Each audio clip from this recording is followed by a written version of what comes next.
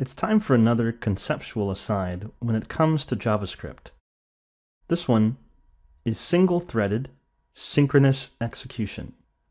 So we have two rather large-looking terms, so guess what? Big word alert. First of all, single-threaded. It sounds pretty complicated, but it's easy to understand. That means that one command is being executed at a time. So any program is full of many commands within the code. Single-threaded execution means you're only doing one at a time.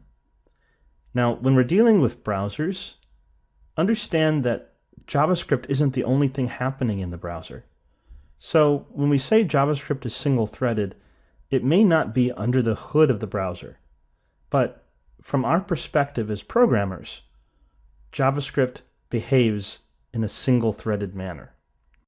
All right, the next one. And once again, big word alert.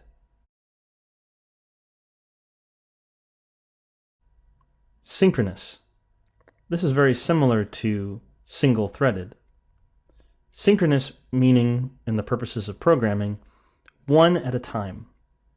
Not two at a time or three at a time, but one line of code being executed for synchronous execution at a time, and for our purposes, in order. So the code is executed one line at a time in the order that it appears.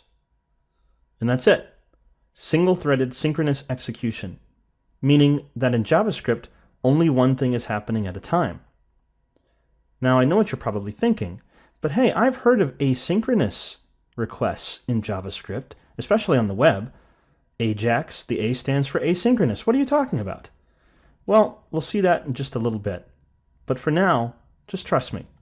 JavaScript is single-threaded synchronous execution in its behavior.